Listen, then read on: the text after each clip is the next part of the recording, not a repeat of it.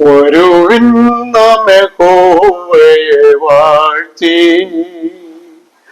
നാം രക്ഷയിൻ പാതയിലാക്കാം. തിരുസന്നിധം ചേർന്നു നമ്മോദാൽ ഘോഷിക്കുക കീർത്തനങ്ങൾ. വരുവിൻ നാം യഹോവയെ വാഴ്ത്തി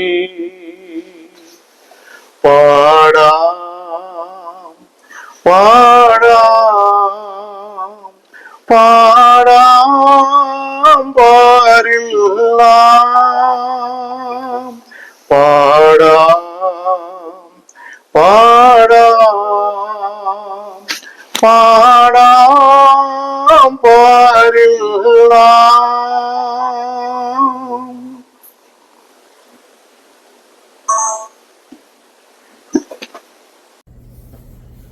എന്റെ പേര് റവറൻ പ്രസാദ് വി കുഴിയത്ത്, മാർത്തോമ സഭയിലെ ഒരു പട്ടക്കാരനാണ്. ഞാന് ഇപ്പോൾ പട്ടമേറ്റിട്ട് 50 വർഷം തികയുകയാണ്. ഈ കഴിഞ്ഞ 50 വർഷത്തിനിടയിൽ എൻ്റെ സഭാ ശുശ്രൂഷയിൽ എനിക്ക് അനവരുതിയായ അനുഭവങ്ങൾ ഉണ്ടായിട്ടുണ്ട്. പല വിധത്തിലുള്ള സന്തോഷത്തിൻ്റെയും ഒപ്പം പ്രയാസങ്ങളുടെയും ഒക്കെ ഘട്ടങ്ങളിലൂടെ ഞാൻ സഞ്ചരിച്ചിട്ടുണ്ട്. എന്നാൽ അതൊക്കെ തന്നെ ഞാൻ തിരിഞ്ഞു നോക്കുമ്പോൾ എനിക്ക് വലിയ തൃപ്തി നൽകുന്നതാണ്, സംതൃപ്തി നൽകുന്നതാണ് എന്ന് ഞാൻ ഈ സമയത്ത് ഓർക്കട്ടെ. എൻ്റെ പിതാവ് ഒരു സുവിശേഷകനായിരുന്നു. KG വർഗീസ് എന്നാണ് പേര്. മാവേലിക്കരയിലെ വെട്ടിയാർ എന്ന പ്രദേശത്തെ കുഴിയത്ത് വീട്ടിലെ അദ്ദേഹം എൻ്റെ അമ്മ ഏലിയാമ്മ അത് താമരക്കുളം പ്രദേശത്തെ സെന്റ് തോമസ് മാർത്തോമ പള്ളിയിലെ അംഗമായിരുന്നു. ഞാൻ ജനിച്ചത് താമരക്കുളത്തെ വീട്ടിലാണ്. എന്നാൽ വളർന്നതും മറ്റും എൻ്റെ ചെറുപ്പകാലത്തില് എനിക്ക് അപ്പച്ചൻ്റെ സുവിശേഷ വേലയുമായി ബന്ധപ്പെട്ട് അപ്പച്ചന് ഒരു മിഷണറി പ്രവർത്തകനായിരുന്നു. അദ്ദേഹം തമിഴ്നാട്ടിലെ മിഷൻ വേലയ്ക്കായിട്ട് പോയപ്പോൾ അമ്മയെയും എന്നെയും കൂട്ടിയാണ് അപ്പച്ചൻ പോയത്. അവിടെ വെച്ച് എനിക്ക് തമിഴാണ് പഠിക്കാൻ കിട്ടിയത്. ഞാൻ തമിഴിൽ എൻ്റെ വിദ്യാഭ്യാസം ആരംഭിച്ചു. അന്നത്തെ കാലത്തെ വളരെ ചെറിയ രീതിയിലുള്ള വിദ്യാഭ്യാസ സമ്പ്രദായമൊക്കെ ആയിരുന്നു ഉണ്ടായിരുന്നത്. 1951 ഞാൻ ജനിച്ചത്. ഇപ്പോൾ എനിക്ക് 74 വയസ്സ് ആവുകയാണ്. അതേസമയം ഞാൻ 50 വർഷക്കാലം സഭയിലെ വിവിധ ഇടങ്ങളിൽ ശുശ്രൂഷയ്ക്കായിട്ട് പോയിട്ടുണ്ട്. തമിഴ്നാട്ടിലെ വേല കഴിഞ്ഞതിന് ശേഷം അപ്പച്ചൻ പത്തനാപുരത്ത് വന്ന് സെറ്റിലായി. അവിടെയാണ് എൻ്റെ വിദ്യാഭ്യാസം തുടർന്ന് നടന്നത്. അവിടുത്തെ സെന്റ് സ്റ്റീഫൻസ് ഹൈസ്കൂളിലും സെന്റ് സ്റ്റീഫൻസ് കോളേജിലുമായിട്ട് എൻ്റെ പഠനങ്ങൾ പൂർത്തിയാക്കി. അതിനുശേഷം സെമിനാരിയിൽ ചേരാനായിട്ട് എനിക്ക് വലിയ താല്പര്യമായിരുന്നു. കാരണം ഞാൻ സഭയിലെ ഞങ്ങളുടെ ഇടവകയിലെ എല്ലാ കാര്യങ്ങളും വളരെ ആക്റ്റീവായിട്ട് നിന്ന ഒരാളാണ്. ഞങ്ങളുടെ യുവജന സഖ്യം, ഗായക സംഘം, ഞങ്ങളുടെ ഇടവകയിലെ ആരാധന, ഇതിലൊക്കെ ഞാൻ വളരെ സജീവമായിരുന്നു. അതുകൊണ്ട് എനിക്ക് വലിയ താല്പര്യമായിരുന്നു. മാത്രമല്ല അപ്പച്ചന് ഒരു സുവിശേഷകനായിരുന്നു. അതുകൊണ്ട് തന്നെ എനിക്ക് വേദപുസ്തകവുമായും സഭയുമായും ഒക്കെ നല്ല ഒരു ബന്ധം സ്ഥാപിക്കാൻ കഴിഞ്ഞിട്ടുണ്ടായിരുന്നു. എന്നാൽ എനിക്ക് സെമിനാരിയിലെ ഒരു അഡ്മിഷന് വേണ്ടി ഞങ്ങളുടെ വികാരിയുടെ ഒരു റെക്കമെൻഡേഷൻ അന്ന് എനിക്ക് കിട്ടിയില്ല. അതുകൊണ്ട് ഞാൻ വേറെ ജോലിക്കായിട്ടൊക്കെ പോകേണ്ടി വന്നു. കുറച്ച് നാള് 3 വർഷക്കാലം ഞാൻ ഹൈദരാബാദില് എൻ്റെ ജ്യേഷ്ഠന്റെ അടുക്കലും ആയിട്ടൊക്കെ ജോലിയൊക്കെ നോക്കി. അവിടെ ഇരിക്കുമ്പോഴാണ് പെട്ടെന്ന് എനിക്ക് ഈ യൂഹാനോൻ മാർത്തോമ മെത്രാപ്പൊലീത്തയുടെ ഒരു കൽപ്പനയിലെ ഒരു വാചകം എന്നെ ആകർഷിച്ചത്. അത്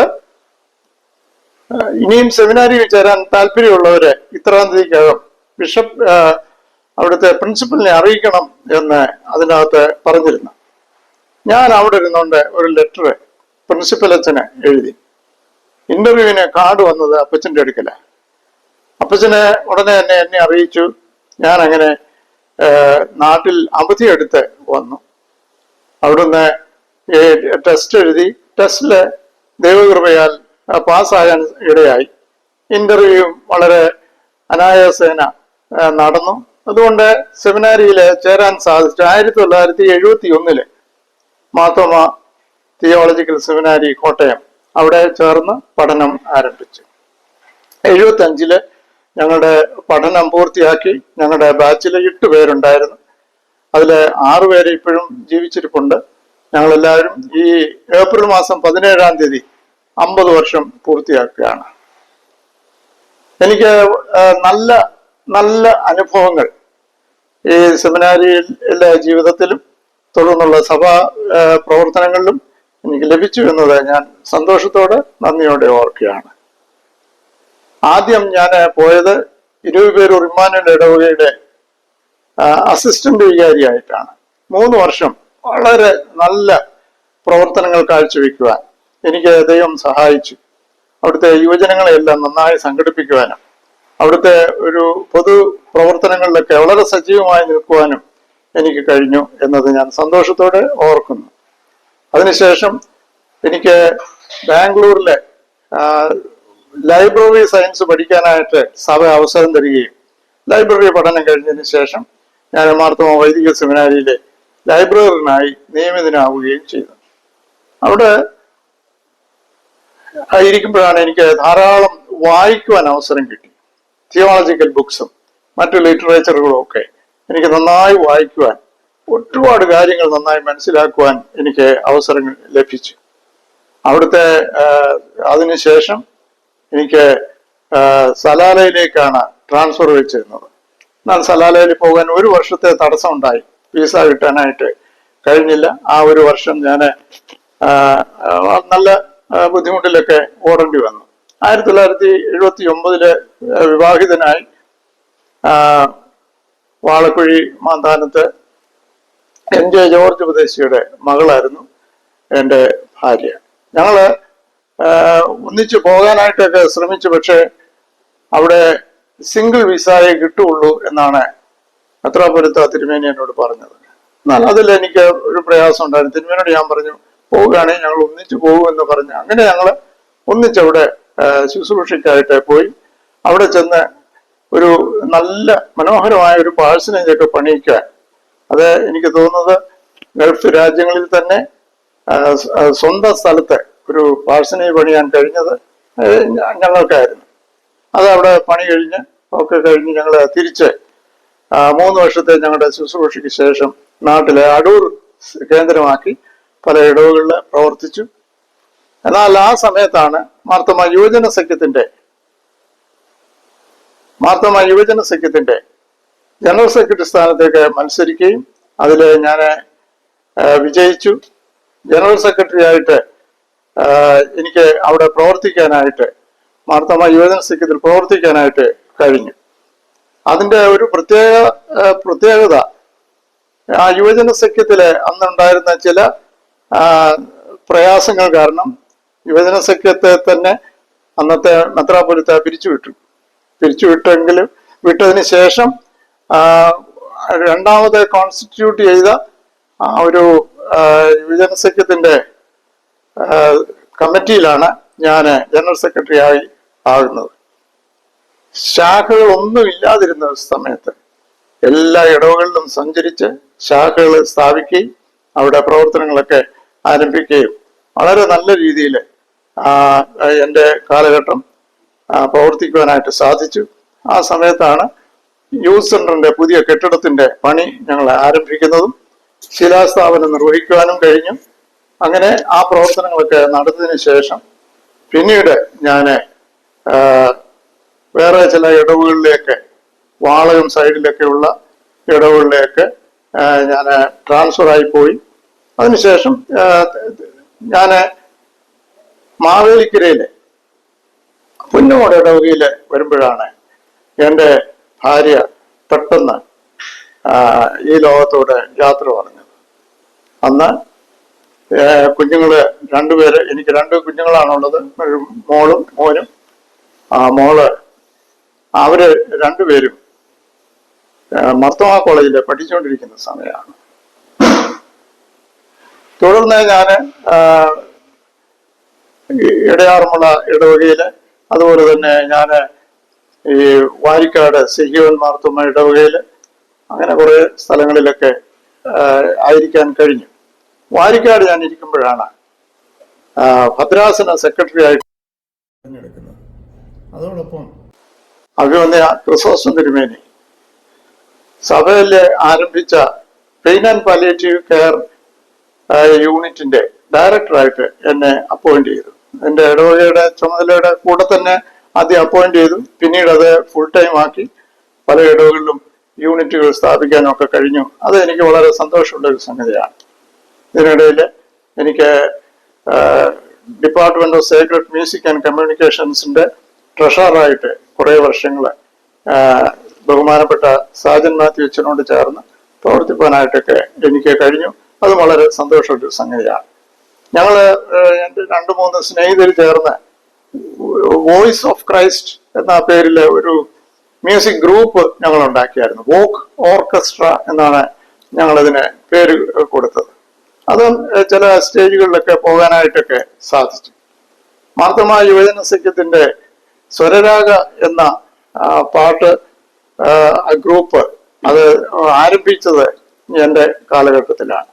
അത് ഞാൻ അതും പലയിടങ്ങളിൽ പോയി പാട്ടുകൾ അവതരിപ്പിക്കുവാനായിട്ടൊക്കെ സാധിച്ചു. അതും സന്തോഷമുള്ള ഒരു സംഗതിയാണ്. അതിനുശേഷം ഞാൻ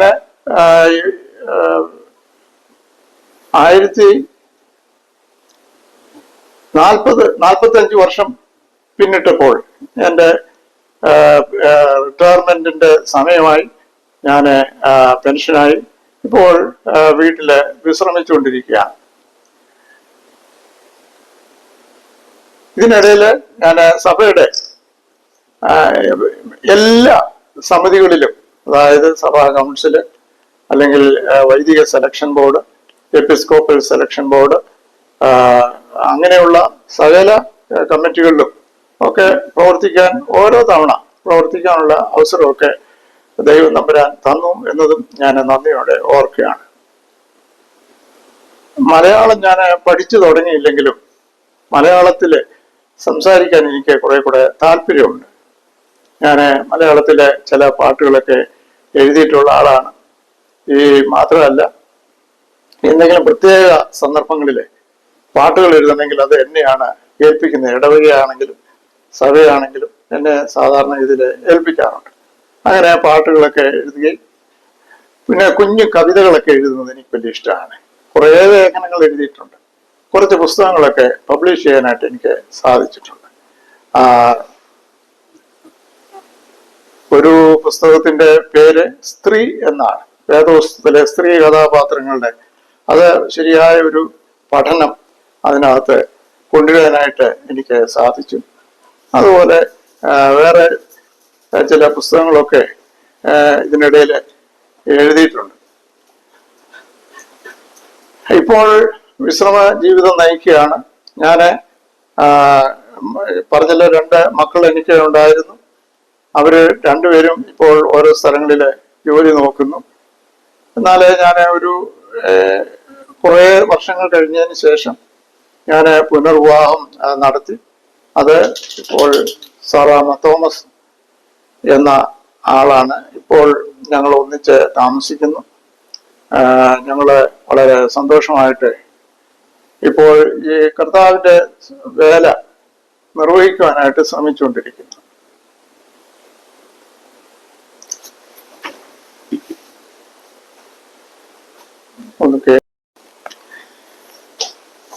എന്റെ പിതാവിന് 5 മക്കളാണ്. ആ 5 മക്കളില് ഞാൻ 3ാമത്തെ ആളാണ്. മൂത്ത ഒരു സഹോദരി അടൂരിനടുത്ത് താമസിക്കുന്നു. 2ാമത്തെ സഹോദരനാണ്. അദ്ദേഹം ഹൈദരാബാദില് സെറ്റിലായിരിക്കുന്ന ആളാണ്. 4ഉം 5ഉം സഹോദരിമാരാണ്. 4ാമത്തെ സഹോദരി കോന്നിയിലും 5ാമത്തെ ആള് ഇടയാറുമുളയിലും താമസിക്കുന്നു. അവര് എല്ലാവരും സാധാരണ മിഡിൽ ക്ലാസ് കുടുംബത്തിൽപ്പെട്ടവരാണ്. എല്ലാവരും വളരെ സന്തോഷമായിട്ട് അവര് ജീവിക്കുന്നു.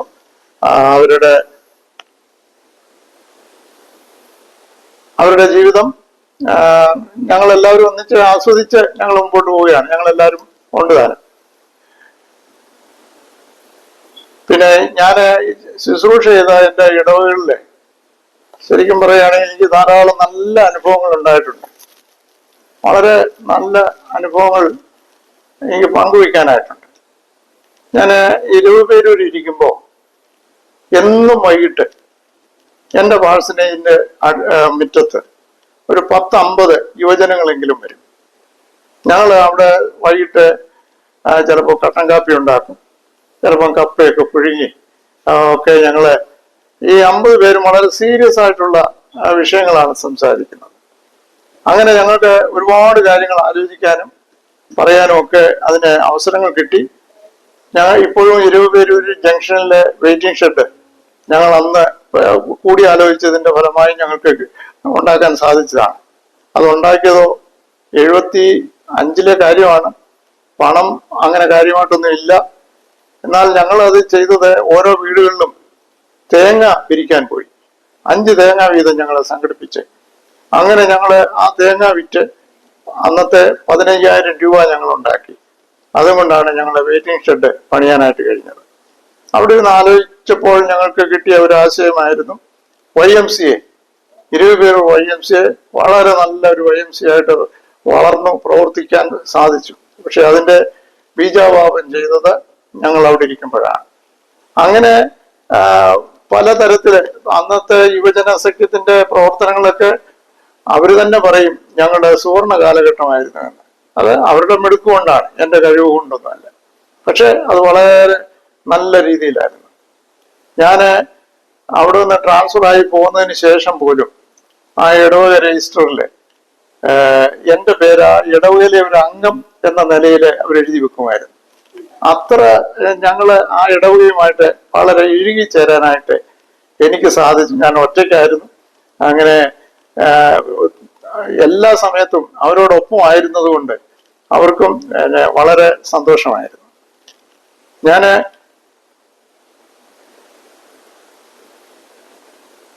സലാലയിൽ ചെല്ലുമ്പോൾ താമസിക്കാനായിട്ട് പാഴ്സനേജില്ല. ഒരു കെട്ടിടമാണ് തന്നിരിക്കുന്നത്. സലാല പൊതുവെ അന്ന് അംഗസംഖ്യ വളരെ കുറവുള്ള ഒരു ഇടവകയായിരുന്നു. തീരെ കുറവാണ്. അച്ഛന്റെ സന്ധാരണം തന്നെ ബുദ്ധിമുട്ടുള്ള ഒരു ഇടവകയായിരുന്നു. അപ്പോഴാണ് ഞാൻ ക്രിസോസ്റ്റം തിരുമേനി അതുവഴി വന്നപ്പോൾ അദ്ദേഹത്തോട് ഞാനൊരു റിക്വസ്റ്റ് ചെയ്തു, തിരുമേനി ഇവിടെ ഒരു പാഴ്സനേജ് പണിയുകയാണെങ്കിൽ ആ പാഴ്സനേജിന് വാടക കൊടുക്കുന്ന കാശ് ലാഭിക്കാം. തിരുമേനി ചോദിച്ചു എവിടുന്ന് കാശുണ്ടാക്കും?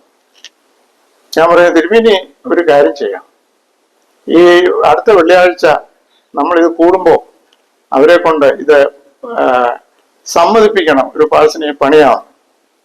എങ്ങനെയാണെന്ന് ചോദിക്കുമ്പോൾ തിരുമേനി അന്നേരം എന്താണ് തിരുമേനിക്ക് തോന്നുന്ന ഉത്തരവ് അതങ്ങ് പറയുക. എന്തായാലും തിരുമേനി പറഞ്ഞു ഞാൻ അന്ത്രയോസിന്റെ നാമത്തിൽ ഇവിടെ ഒരു പാഴ്സനേജ് പണിയാനായിട്ട് ശ്രമിക്കുകയാണ്. അപ്പൊ അവര് ചോദിച്ചു ഇതിനുള്ള പണം എവിടുന്ന് കിട്ടും? അവർ പറഞ്ഞു അതൊക്കെ അച്ഛൻ നോക്കിക്കോളും, നിങ്ങൾ അങ്ങ് സമ്മതിച്ചാൽ മതി. അങ്ങനെ ഇടവ സംഘം പാസ്സാക്കി. തിരുമേനിയോട് ഞാൻ പറഞ്ഞു എനിക്ക് ഗൾഫിലുള്ള മറ്റു വലിയ ഇടവുകളിലേക്കൊക്കെ ഒരു ലെറ്റർ തരണം, തിരുമേനിന്റെ ഒരു ലെറ്റർ തരണം. ആ ലെറ്റർ വാങ്ങിച്ചുകൊണ്ട് ഞാൻ പോയി കളക്ഷൻ നടത്തി. ഒരു മാസം ഞാൻ നടന്ന് എല്ലാ പള്ളികളിലും മസ്കറ്റ്, ദുബായ്, അബുദാബി, ഷാർജ ഇവിടെയൊക്കെ പോയി ഞാൻ പിരിവ് നടത്തി. ആളുകൾ അന്ന് കളിയാക്കും പള്ളിക്ക് വേണ്ടി പിരിവിന് ഗൾഫിൽ തന്നെ വന്നത്. എന്നാൽ ഞങ്ങളുടെ ഇടവകയുടെ സ്ഥിതി അതായിരുന്നുകൊണ്ട് അത് കളക്ട് ചെയ്ത് കഴിഞ്ഞപ്പോൾ പാഴ്സനേജ് പണിയാനുള്ള കാശും അതിനുശേഷം കുറെ പണം ബാങ്കിൽ നിക്ഷേപിക്കാനും ഞങ്ങൾക്ക് സാധിച്ചു. അങ്ങനെ എനിക്ക് അവിടെ ഒരു വാഹനം വാങ്ങിച്ചു തരാനും അതുകൊണ്ട് പറ്റി. അത് ഒരു വലിയ ഒരു ത്രില്ലിങ് എക്സ്പീരിയൻസ് ആയിരുന്നു ഞങ്ങളെ സംബന്ധിച്ച്. അത് വലിയൊരു സംഗതിയാണ്. ഇപ്പോഴും ആ പാഴ്സനേജ് അവിടെ ഉണ്ട്, പണികളൊക്കെ ചിലപ്പോൾ നടക്കുന്നുണ്ടായിരിക്കും. അത് വലിയൊരു സന്തോഷമുള്ള സംഗതിയായിരുന്നു. ഞാന് വേറെ എന്നെ വളരെയധികം സ്വാധീനിച്ച ഒരു സംഗതി, ഞാൻ കുന്നംകുളത്തിരിക്കുമ്പോൾ അവിടെ പുസ്തകങ്ങളൊക്കെ വായിച്ചു നോക്കിയപ്പോൾ അവിടുത്തെ ചില പഴയ രേഖകളൊക്കെ വായിച്ചു നോക്കിയപ്പോൾ പി വി തൊമ്മി ഉപദേശിയെ കുറിച്ചൊക്കെ അതിൻ്റെ അകത്ത് പരാമർശിക്കുന്നു. ഞാൻ അവരോട് ചോദിച്ചു, ഈ പി വി തൊമ്മി ഉപദേശിയെ നിങ്ങൾക്ക് അറിയാമോ? അപ്പോൾ അവർ പറഞ്ഞു ഞങ്ങൾക്ക് ആർക്കും ഒരു പിടിയില്ല. ഞാൻ പറഞ്ഞു അങ്ങനല്ല, അദ്ദേഹം ഈ ഇടവക്കാരനാണ്, ഈ ഇടവകയിൽ ശുശ്രൂഷ ചെയ്ത് ഈ ഇടവകയിൽ മരിച്ച ഒരാളാണ്, അദ്ദേഹത്തെ നിങ്ങൾ അറിഞ്ഞിരിക്കണം, തീർച്ചയായും അറിഞ്ഞിരിക്കണം. ഞാൻ തന്നെ ഇറങ്ങി നടന്ന് അദ്ദേഹത്തിന്റെ കുടുംബവും ഒക്കെ കണ്ടുപിടിച്ച് അദ്ദേഹം താമസിച്ചിരുന്ന ഇടം കണ്ടുപിടിച്ച് അദ്ദേഹത്തിന്റെ കോൺട്രിബ്യൂഷൻസ് ഒക്കെ ഞാൻ കണ്ടുപിടിച്ച് അതെല്ലാം കഴിഞ്ഞ് അദ്ദേഹത്തിന്റെ ഒരു സ്ഥലം, അദ്ദേഹത്തെ അടക്കിയ സ്ഥലം ഞാൻ ഒന്ന് ലൊക്കേറ്റ് ചെയ്തു. അന്ന് കോളറ ബാധിച്ച് ആളുകളെ ശുശ്രൂഷിക്കുന്ന ഇടയിൽ ഇദ്ദേഹം മരിച്ചുപോയതാണ്. അപ്പൊ കോളറ വന്നവരെ എല്ലാം ഒരുമിച്ച് കൊണ്ടുവന്ന് കുഴിച്ചിടുകയായിരുന്നു അന്ന് ചെയ്തിരുന്നത്. അത് സാധാരണ എല്ലായിടത്തും അങ്ങനെയാണ് ചെയ്യുന്നത്. അപ്പോൾ അതിനോട് അടുപ്പിച്ചൊരു സ്ഥലത്ത് ഞാൻ അദ്ദേഹത്തിന് നല്ലൊരു കല്ലറയൊക്കെ ഉണ്ടാക്കി പി വി തൊമ്മി ഉപദേശി എന്ന അദ്ദേഹത്തിന്റെ പാട്ടുകളാണ് എന്തതിശയമേ ദൈവത്തിന് സ്നേഹം എത്ര മനോഹരമേ എന്ന് തുടങ്ങുന്ന പാട്ട്, എന്നോടുള്ള നിൻ സർവ്വ നന്മകൾക്കായി എന്ന് ഞാൻ അങ്ങനെ തുടങ്ങുന്ന വളരെ പ്രസിദ്ധങ്ങളായ പാട്ടുകൾ അദ്ദേഹം തന്നെ എഴുതിയ കുറേ പാട്ടുകളുണ്ട്. 145 പരം പാട്ടുകൾ അദ്ദേഹം എഴുതി അദ്ദേഹത്തിന്റെ തന്നെ പ്രസിദ്ധീകരിച്ച ഒരു പുസ്തകത്തിൽ അത് രേഖപ്പെടുത്തിയിട്ടുണ്ട്. ഇതൊക്കെ ഞാൻ കണ്ടുപിടിച്ച് അദ്ദേഹം പ്രസിദ്ധീകരിച്ച ഒരു മാസികയായിരുന്നു വെൺമഴു എന്ന് പറഞ്ഞ ഒരു മാസിക. ഇതിന്റെയൊക്കെ ഉറവിടങ്ങളൊക്കെ കണ്ടുപിടിച്ച് അത് അദ്ദേഹത്തെ ഒന്ന് ലോകത്തിന് പരിചയപ്പെടുത്തി കൊടുക്കാൻ കഴിഞ്ഞത് എന്നെ സംബന്ധിച്ച് എനിക്ക് വലിയൊരു നേട്ടമായിട്ടാണ് ഞാൻ കാണുന്നത്. അതൊരു വലിയ സന്തോഷമുള്ള ഒരു സംഗതിയായിരുന്നു. പിന്നെ പറയാനാണെങ്കിൽ ഒരുപാട് കാര്യങ്ങൾ പറയാനായിട്ടുണ്ട്. ഞാനത് അങ്ങ് വിടുകയാണ്. കാരണം ചില സന്ദർഭങ്ങളിൽ വളരെ സന്തോഷകരമായ സംഗതികളൊക്കെ ഉണ്ടാവും, എന്നാൽ അതിന്റെ പുറകിൽ എന്തെങ്കിലും വിഷമകരമായ അനുഭവങ്ങളൊക്കെ ഉണ്ടാവും. എന്നെങ്കിൽ പോലും ആകെ എടുത്തു നോക്കിയാൽ എനിക്ക് വളരെ സംതൃപ്തിയും വളരെ ചലഞ്ചിങ് ആയിട്ടുള്ള ഒരുപാട് സന്ദർഭങ്ങളും ഉണ്ടായിട്ടുണ്ട്. അതൊക്കെ ദൈവകൃപയാൽ ഭംഗിയായി നിർവഹിക്കുവാൻ കഴിഞ്ഞു എന്നത് ഞാൻ വളരെ സന്തോഷത്തോടെ ഓർക്കും. എൻ്റെ മാതാപിതാക്കളെ സ്മരിക്കുന്നു. എൻ്റെ അമ്മയുടെ അപ്പൻ ഒരു സംഗീത അധ്യാപകനായിരുന്നു. അദ്ദേഹം വളരെ നന്നായിട്ട് സംഗീത ഉപകരണങ്ങളൊക്കെ ഉപയോഗിക്കുന്ന ആളായിരുന്നു. അന്ന് ഞങ്ങളുടെ അമ്മയുടെ വീട്ടില് വൈകുന്നേരത്തെ പ്രാർത്ഥനയ്ക്ക് അന്നത്തെ ഈ ഓർഗന് പകരമുള്ള ചൗട്ട് ഹാർമോണിയം എന്ന് പറഞ്ഞ ഒരെണ്ണമുണ്ട്, അത് ഉപയോഗിക്കും. അതിൻ്റെ കൂടെ തബല, പിന്നെ ഹാർമോണിയം, പിന്നെ വേറെ പല ഉപകരണങ്ങളെല്ലാം ചിഞ്ചിലും എല്ലാം കൂടെ ഒക്കെ ചേർത്താണ് വൈകുന്നേരത്തെ പാട്ട് പാടുന്നത്. ചുറ്റുപാടുമുള്ള ആളുകൾക്കൊക്കെ വലിയൊരു സന്തോഷമായിരുന്നു. കാശ് കൊടുക്കാതെ നല്ല ഗാനമേള കേൾക്കുന്ന പ്രതീതിയായിരുന്നു അന്നുണ്ടായിരുന്നത്. എൻ്റെ അമ്മ നന്നായിട്ട് പാടുമായിരുന്നു, നന്നായിട്ട് ഹാർമോണിയം ഉപയോഗിക്കുമായിരുന്നു. കുറച്ചൊക്കെ എനിക്ക് കിട്ടിയെന്നല്ലാതെ അധികമൊന്നും കിട്ടിയില്ല. ഞാൻ പൊതുവെ ഒരു ഉഴപ്പനാണ്. അപ്പൊ അതുകൊണ്ട് അതൊക്കെ എനിക്ക് അമ്മ എന്നോട് പറഞ്ഞു ഹാർമോണിയം പഠിപ്പിക്കാം മോനോട് ഇരിക്കുന്നൊക്കെ പറഞ്ഞു. എവിടെ ഇരിക്കാനാ, ഞാൻ എഴുന്നേറ്റ് ചാടും. അപ്പൊ അത് കാരണം അതൊന്നും വേണ്ട തരത്തിൽ പറ്റിയില്ല. പക്ഷെ ആ പാട്ടിന്റെ ഒരു ചെറിയ ലാഞ്ചനയൊക്കെ എനിക്കും കിട്ടിയിട്ടുണ്ട് നന്നായിട്ട്. അതുകൊണ്ട് തന്നെ ഈ മാരാമൺ കൺവെൻഷൻ ഗായക സംഘത്തിലൊക്കെ ചേർന്ന് പാടാനായിട്ടൊക്കെ എനിക്ക് സാധിച്ചിട്ടുണ്ട്. മാരാമൺ കൺവെൻഷൻ ഗീതങ്ങളിലെ പാട്ടുകൾ എഴുതാനായിട്ട് എനിക്ക് പറ്റിയിട്ടുണ്ട്. അതൊക്കെ ഒരു സന്തോഷമുള്ള ഒരു സംഗതിയാണ്.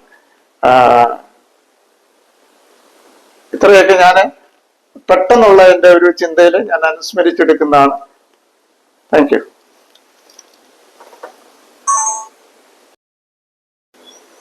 തമിഴില് ഞാൻ പഠിച്ചുകൊണ്ടിരിക്കുമ്പോൾ ഞങ്ങളുടെ ടീച്ചർ പഠിപ്പിച്ച ഒരു പാട്ട്, ആ ടീച്ചർ ഞങ്ങളുടെ ക്ലാസ്സുകളും അതൊന്ന് പറഞ്ഞോട്ടെ, ഒരു മുറിയുടെ 2 വശത്തായിട്ടാണ് ഞങ്ങൾ 5 ക്ലാസ്സുകൾ ഇരിക്കുന്നത്.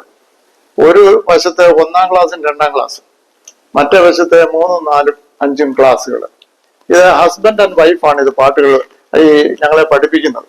അപ്പോൾ ആകെ ബഹളമാണ് അവിടെ, ആകെ ഇതൊക്കെയാണ് അന്നത്തെ രീതിയിൽ അങ്ങനെ പഠിച്ചതൊക്കെ. അതുകൊണ്ട് എന്തോ പഠിച്ചെന്നുള്ളതൊന്നും ഇപ്പോഴും പിടിയില്ല, ഇപ്പോഴും ഒന്നും പഠിച്ചിട്ടില്ല എന്നുള്ളതാണ് സത്യവും. എങ്കിലും അന്ന് പഠിപ്പിച്ച ഞങ്ങളെ മുറ്റത്ത് കൊണ്ടുപോയി തണലത്ത് നിർത്തി പഠിപ്പിക്കുന്ന പാട്ടുകളൊക്കെ ഉണ്ട്. അതിൽ ഒരു പാട്ട് ഇപ്പോഴും എന്റെ മനസ്സിൽ നിൽക്കുന്ന ഒരു പാട്ട്, അതിന്റെ 2 വരി ഞാനൊന്ന് പാടി കേൾപ്പിക്കാം. നല്ല നല്ല പിള്ളൈകളെ നമ്പി இந்த நாடு இருக்கிறு தம்பி சின்னம் சிறு கைகளை நம்பி ஒரு சரித்திரம் இருக்கிறு தம்பி.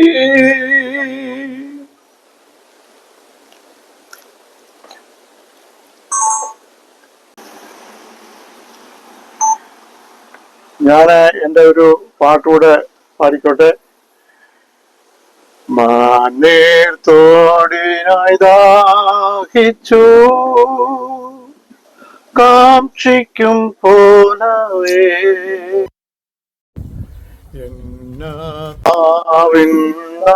എന്നാവും നിനക്കയൻ ദൈവമേ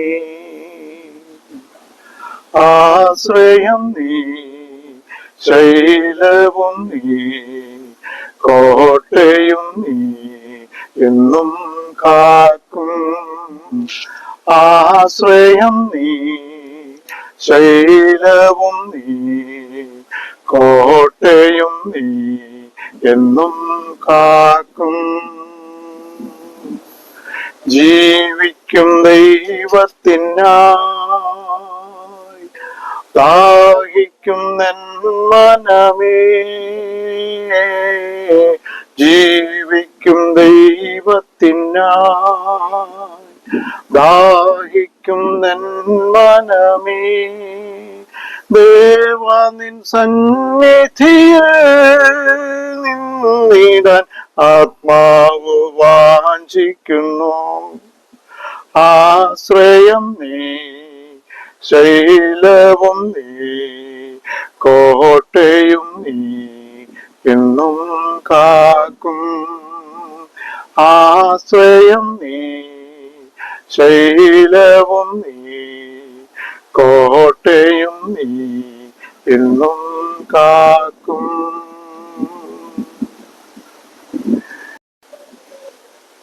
എനിക്ക് ഈ ഹ്യൂസ്റ്റൺ വോയിസിലൂടെ എൻ്റെ ശബ്ദം കേൾപ്പിക്കുവാനും എൻ്റെ കുഞ്ഞു കുഞ്ഞു അനുഭവങ്ങൾ ശിഥിലമായ ചിന്തകളുമൊക്കെ പങ്കുവയ്ക്കുവാനും കഴിഞ്ഞതിൽ എനിക്ക് വളരെ സന്തോഷമുണ്ട്.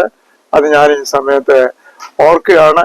ഇതിനെ എനിക്ക് അവസരം ഒരുക്കി തന്നത് എൻ്റെ പൂർവകാല സ്നേഹിതനും ബന്ധുവും ഒക്കെ ആയ സെന്നി മാത്യു ആണ്. സെന്നി ഉമ്മൻ